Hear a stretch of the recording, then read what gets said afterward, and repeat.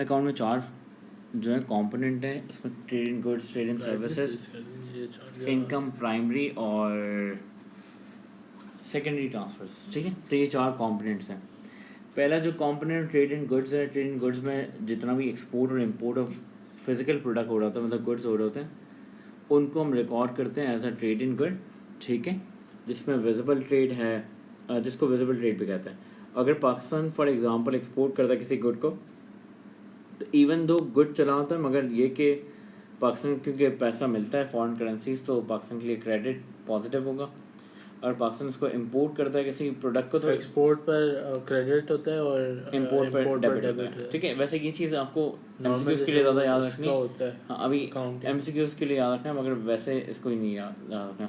Trade in service का मतलब है कि एक्सपोर्ट ऑफ सर्विसेज और इंपोर्ट ऑफ सर्विसेज में टूरिज्म है, बैंकिंग है, इंश्योरेंस है। जो आपके अगर फॉरेनर्स ट्रैवल करके पाकिस्तान में आ रहे हैं ट्रैवलिंग के लिए, तो ये trade in service Pakistan offer कर रहा है। अगर पाकिस्तानीज़ बाहर जा रहे हैं, तो पाकिस्तानीज़ जो है वो इंपोर्ट कर रहे हैं दूसरे कंट्रीज़ की सर्विसेज, जिसमें होटल आ गया, रेस्टोरेंट आ गया, वगैरह वगैरह। प्राइमरी इनकम और सेकेंडरी इनकम का थोड़ा सा डिफरेंस है, वो ये है कि primary income against the factor of production earn होती है। ठीक है, और secondary income against no factor production earn हो रही होती है, वो यूनिलेटरल ट्रांसफर्स कहलाते हैं। इसका ट्रांसफर पेमेंट का एक कॉन्सेप्ट है। तो what is primary income? For example Pakistani ने अपना पैसा बाहर भेजा, ठीक है, तो ये पाकिस्तान का कैपिटल था जो बाहर मूव किया, उसने चाहे वो इन्वेस्टमेंट कर ली, अपार्टमेंट बाय कर ली, और जो रेंट अब अर्न करके आ रहा है वापस, ये पाकिस्तान के लिए प्राइमरी इनकम है। ठीक है, इसी तरह कोई लेबर जो है, पाकिस्तानी लेबर है, पाकिस्तानी डॉक्टर्स हैं, वो बाहर जाके कोई सर्विसेज दे रहे हैं, तो अगर वो सर्विसेज दे रहे हैं तो ये पाकिस्तान की एक लेबर की सर्विस है।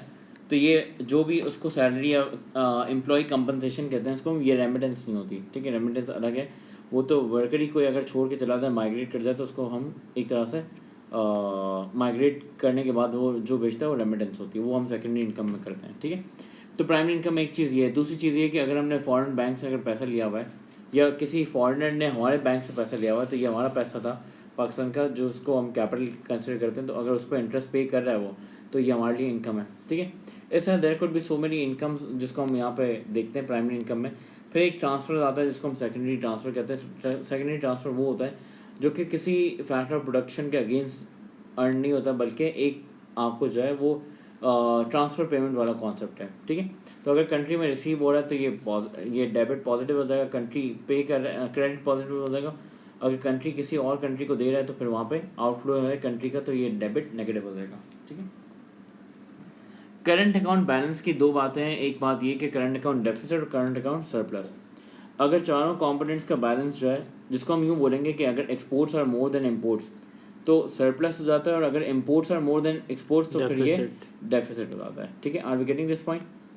फिर आगे मूव करते हैं। ये एक एक्सरसाइज है जिसको करनी हो कर लें। इसमें चार चीज़ें पूछी हुई हैं, balance of trade in goods, balance of trade in services, ये तो निकालना आसान है। फिर एक और चीज़ है balance of trade in goods and service, जिसको BOT भी कहते हैं, बैलेंस ऑफ ट्रेड भी।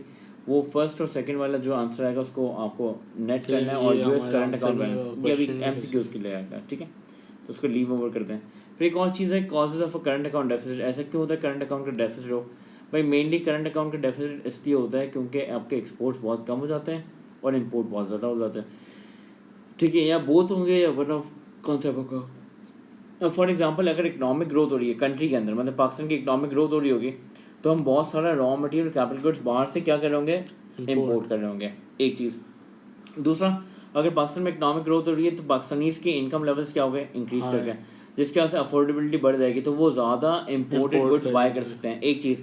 दूसरा ये कि एक्सपोर्ट्स भी जो है ना, आप यूजुअली सरप्लस को करते हो, जितना आपका सरप्लस होता है आपकी कंट्री की आपकी कंट्री की लोकल या डोमेस्टिक डिमांड से ज़्यादा होता है, उसको एक्सपोर्ट करते हो। ऐसा नहीं करते कि आप जो है ना, वो डोमेस्टिक डिमांड आपकी है मगर फिर भी आप उस प्रोडक्ट को उठा के बेच रहे हो, ऐसा नहीं करते हम। तो बात ये कि एक्सपोर्ट सरप्लस का होता है, जब लोगों के इनकम लेवल्स यहाँ पर पाकिस्तान में बढ़ जाएगी तो पाकिस्तान अपनी ही प्रोडक्ट को ज़्यादा कंज्यूम करेंगे, तो जो एक्सपोर्ट सरप्लस है वो क्या हो जाएगा, रिड्यूस कर जाएगा। ठीक है, दूसरी चीज़ है रिसेशन एंड ट्रेडिंग पार्टनर्स। तो अगर जिस कंट्री को हम सेल करते हैं, जो हमारी मेन मार्केट कंट्री है, अगर वहाँ पर रिसेशन चल रहा है, अगर वहाँ पर रिसेशन होगा तो क्या होगा, वो उनकी इनकम लेवल्स फॉल कर रही हैं, वो हमारे पाकिस्तान के प्रोडक्ट्स को बाय नहीं करेंगे, तो पाकिस्तान की इकोनॉमिक एक्टिविटी डाउन हो जाएगी। ठीक है, और पाकिस्तान का एक्सपोर्ट भी क्या हो जाएगा, कम हो जाएगा। तो ये एक रीज़न बन सकता है डेफिसिट का। स्ट्रॉन्ग एक्सचेंज रेट, अगर कंट्री की करेंसी बहुत ज़्यादा स्ट्रॉन्ग हो जाए, ठीक है, तो इससे होता ये कि हमारे गुड्स जो है एक्सपोर्ट की प्राइसेस क्या हो जाती हैं, इंक्रीज़ कर जाती है, और अगर एक्सपोर्ट प्राइसेस इंक्रीज़ कर दें तो इससे एक्सपोर्ट की डिमांड कम हो जाती है, ठीक है। और दूसरी चीज़ें, अगर आपकी करेंसी स्ट्रॉन्ग हो जाएगी तो आपको इम्पोर्ट्स बहुत चीपर लगना स्टार्ट हो जाएंगे, तो रिलेटिवली इंपोर्ट्स की डिमांड क्या हो जाएगी, बढ़ जाएगी। तो ये बिल्कुल करंट अकाउंट डेफिसिट को लीड करेगा। अब ये जो एक्सेस आ रही है वो causes of current account deficit है। इसमें दो तरह के डेफिसिट हैं, एक स्ट्रक्चरल है, एक साइक्लिकल है। स्ट्रक्चरल जो है वो इसका मतलब है कि नहीं, स्ट्रक्चरल का मतलब नहीं, स्ट्रक्चरल का मतलब होता है कि जो ऐसा रीज़न जिसकी वजह से हमेशा करंट अकाउंट डेफिसिट आएगा। अब देखो करंट अकाउंट डेफिसिट जो है ना फ्लो कॉन्सेप्ट है, हर साल का अपना अपना होता है, मगर बात ये कि स्ट्रक्चरल उन इकोनॉमीज़ का डेफिसिट होगा, मतलब हर साल आता है, जैसे पाकिस्तान का, जिनके यहाँ पे देखो कुछ पॉइंटर्स हैं। फॉर एग्जांपल अंडर इन्वेस्टमेंट है, कंट्री में इन्वेस्टमेंट बहुत कम है। क्यों है? पॉलिटिकल इंस्टेबिलिटी है, इन्वेस्टमेंट नहीं आती है, अट्रैक्शन नहीं है, कोई पॉलिसी मेकिंग नहीं है, कोई लॉ एंड इन्फोर्समेंट नहीं है, कोई बिजनेस अट्रैक्शंस नहीं है। एक चीज़, रिलेटिवली लो प्रोडक्टिविटी, पाकिस्तान की productivity as compare to different countries कम है, क्योंकि उसमें पाकिस्तान के पास जो एलीट लेबर होती है, जो सबसे अच्छी लेबर होती है, वो माइग्रेट कर जाती है due to higher income levels, higher standard of living abroad. फिर दूसरी चीज़ है इनएडुकेट रिसर्च एंड डेवलपमेंट वगैरह, पाकिस्तान में डेवलपमेंट नहीं है, रिसर्च नहीं है, इनोवेशन नहीं है। फिर दूसरा ये कि बाकी इतने सारे कंट्रीज़ हैं जिनमें कॉस्ट बहुत कम है, तो पाकिस्तान का कॉस्ट कंपटीशन भी नहीं है, इस तरह से पाकिस्तान के एक्सपोर्ट्स कभी भी रीजन में जो है वो बहुत हाई नहीं हो पाते। इनफैक्ट के पाकिस्तान के इंपोर्ट्स बहुत ज़्यादा हाई होते हैं, क्योंकि ये सब उल्टा वहाँ पर हो रहा होता है जो डिफरेंट कंट्रीज़ हैं। साइक्लिकल का मतलब है कि वन ऑफ हो रहा, कभी डेफिसिट मतलब कि हमेशा नहीं होता हो, या पे वैल्यूएशन में यूज़ कर सकते हो। क्या चीज़ यूज़ कर सकते हो? Current account deficit is always not always harmful. अगर वो साइक्लिकल रीज़न की वजह से तो वो हार्मफुल नहीं है। अब साइक्लिकल रीज़न क्या है? Over valued exchange rate. अगर आपकी करेंसी बहुत ज़्यादा स्ट्रॉन्ग है मगर फॉर द टाइम बिंग होगी, ठीक है, तो इसका कोई मसला नहीं है, वो थोड़े टाइम के लिए अगर है तो एक्सपोर्ट्स फॉल करेंगे और इम्पोर्ट्स इंक्रीज़ कर जाएंगे, but after a few time आपके एक्सचेंज रेट जब स्टेबल हो जाएगा तो फिर वापस से आपका ये जो करंट अकाउंट डेफिसिट है वो खत्म हो जाएगा। फिर दूसरी चीज़ है बूम एंड डोमेस्टिक डिमांड, ठीक है। अगर डोमेस्टिक डिमांड आपकी बहुत ज़्यादा बूम कर गई है तो ये फॉर द टाइम बिंग आपके एक्सपोर्ट्स फॉल कर रही है और इम्पोर्ट बढ़ा रही है, ठीक है, मगर ये बाद में जाके जब स्टेबिलिटी आ जाएगी तो फिर वापस से आपकी एक्सपोर्ट और इम्पोर्ट ठीक हो जाएंगे। फिर रिसेशन इन की एक्सपोर्ट मार्केट, रिसेशन देखो for a very long time period नहीं रहेगा, मतलब कि ठीक है 6 मंथ से ज़्यादा लॉन्ग लास्टिंग जो है रिसेशन है, मगर बात ये कि वो एवर लास्टिंग नहीं होगा। तो जब वो आपकी जो एक्सपोर्ट मार्केट से, मतलब कि जो फॉरेन कंट्रीज़ में रिसेशन आया हुआ है, जब वो उस रिसेशन से निकल आएंगे बाहर तो आपकी एक्सपोर्ट्स वापस से क्या कर देंगी? ग्रो कर देंगे। फिर आगे एक चीज़ दी हुई है slump in global prices of export, तो ये जो प्राइसेस हैं वो वापस से रिवर्ट कर जाती हैं, उसका मसला नहीं आता। Increase demand for imported technology, अगर आपकी इसलिए साइक्लिकल, मतलब कि आपका इसलिए करंट अकाउंट डेफिसिट आया है क्योंकि आपने बहुत सारे कैपिटल गुड्स बाहर से मंगवा लिए। तो देखो ये आज डेफिसिट क्रिएट कर रहा है, मतलब इस साल में, मगर आने वाले सालों में आपकी जब प्रोडक्शन पोटेंशियल बढ़ जाएगी कैपिटल गुड्स आने की वजह से, तो ऑटोमेटिकली आपके एक्सपोर्ट्स भी बढ़ जाएंगे और उससे आपका current account deficit for the permanent basis जो है वो क्या हो जाएगा? ख़त्म हो जाएगा। तो ये आपका पूरा करंट अकाउंट का ये टॉपिक था। इसमें यहाँ पर लिखे हुए consequences of current account deficit.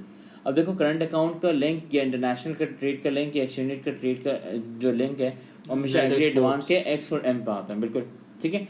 तो आपका अगर करंट अकाउंट का डेफिसिट आ रहा है तो मतलब एक्स कम हो रहा है, इम्पोर्ट क्या हो रहा है? ज़्यादा, जिसका एक्स एम का एग्रीगेट डिमांड नेगेटिव हो जाएगी और एग्रीगेट डिमांड क्या करेगी? गिर जाएगी। तो अगर एग्रीगेट डिमांड फॉल करेगी तो अगर आप उसको डायग्राम पे शो करोगे तो एडी इन्वर्ट शो करोगे, मतलब कि लेफ्ट शिफ्ट आ जाएगा, और जिसकी वजह से अनएम्प्लॉयमेंट बढ़ रही होगी, रियल जीडीपी फॉल कर रही होगी, प्राइस लेवल क्या हो रहे होंगे वो भी रिड्यूस कर रहा होगा, मगर वो डिफ्लेशन कोई काम की नहीं है, बैड डिफ्लेशन है, ठीक है। और दूसरी बड़ी बात है कि फॉरेन रिजर्व्स डिप्लीट कर जाते हैं, ठीक है। बाकी एक चीज़ यहाँ पे दी हुई है significance of current account deficit. अगर करंट अकाउंट डेफिसिट इंक्रीज़ कर जाता है तो इसका मतलब क्या है? इसका मतलब ये भी हो सकता है कि एक्सपोर्ट ओरिएंटेड इंडस्ट्रीज़ में अनएम्प्लॉयमेंट बढ़ रही है। इसका ये भी मतलब है कि इम्पोर्ट ओरिएंटेड इंडस्ट्रीज़ में जो है वो इम्पोर्ट जो है आपका बढ़ रहा है, तो इसका मतलब है कि आपके लोकल मार्केट में थ्रेट आ रहा है, ठीक है, मतलब कि बाहर आपके लोकल मार्केट्स या लोकल इंडस्ट्रीज़ को थ्रेट मिल रहा है। तो ये सब चीज़ें जो है आपकी सिग्निफिकेंस पे इसको एक दफ़ा देख लो, that is not a problem.